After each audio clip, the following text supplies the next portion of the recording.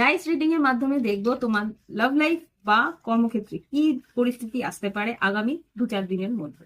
Angeles please আমাকে দেখাও আমার কালেকটিভ বন্ধুদের জীবনে লাভ লাইফে বা কর্মক্ষেত্রে কি এনার্জি আসছে ডাইসের মাধ্যমে।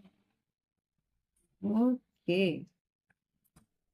10th house 5th house. এখানে যেটা দেখতে পাচ্ছি লিওর এনার্জি আছে। লিও যে সিংহ রাশির এনার্জি আছে, মেষ রাশি এনার্জি আছে, কন্যা রাশি এনার্জি আছে, বৃষ রাশি এনার্জি আছে, মকর রাশি এনার্জি আছে, আর ধনু রাশি এনার্জি খুব স্ট্রং আমি এখানে দেখতে পাচ্ছি।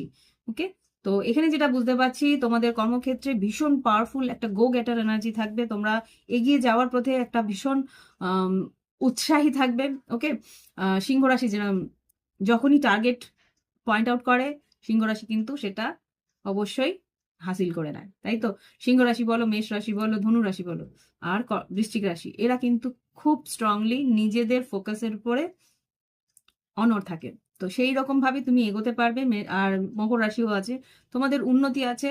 আর এখানে মার্সের এনার্জি খুব স্ট্রং দেখতে পাচ্ছি, মঙ্গলের এনার্জি আর কেতুর এনার্জি খুব স্ট্রং দেখতে পাচ্ছি। তোমরা কিন্তু একাই লড়ে যাওয়ার একটা পাওয়ারফুল এনার্জি তুমি দেখতে পাচ্ছি তোমাদের জন্য আছে। এখানে 1-10-9, 1-10-9 এর এনার্জি যেটা দেখতে পাচ্ছি, তোমাদের কিন্তু আর্থিক উন্নতি আছে। কোন রকম বিজনেস থাকলে বিজনেসে নতুন প্রজেক্ট তোমরা স্টার্ট করতে পারো। 1-10-এর এনার্জি যেটা আর কি দেখতে পাচ্ছি, নতুন ক্রিয়েটিভ ওয়ার্ল্ড, খুব স্ট্রংলি ক্যারিয়ার ওরিয়েন্টেড তোমরা থাকবে এই 9-10টা দিন।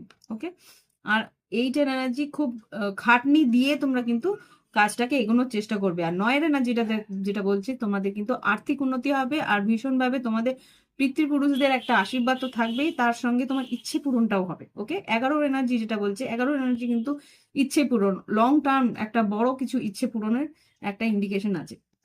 আর লাস্ট যেটা দেখতে পাচ্ছি এখানে কেতুর এনার্জি, সূর্যের এনার্জি, স্যাটার্ন এনার্জি, যেহেতু মকর রাশি আছে, আর মেষ রাশি আছে। মেষ আর মকরের বেরিয়ে গেছে, কিন্তু মকরের অধিপতি হচ্ছে শনি। আর এদিকে মেষ রাশি আছে, মেষ রাশির উপরেও শনির একটা সাড়ে শুরু হয়ে গেছে। আর এখানে মার্সের এনার্জিও আছে, ভিনাসের এনার্জি আছে। মার্স ভিনাসের এনার্জি আমি এখানে দেখতে পাচ্ছি, আর কেতুর এনার্জি দেখতে পাচ্ছি। তো এখানে যা বুঝতে পারছি, তোমাদের কিন্তু ভীষণ একটা ফুল ফ্লেম এনার্জি রয়েছে, যে আমি যেটা চেয়েছি সেটা আমি করে দেখাবো, করব।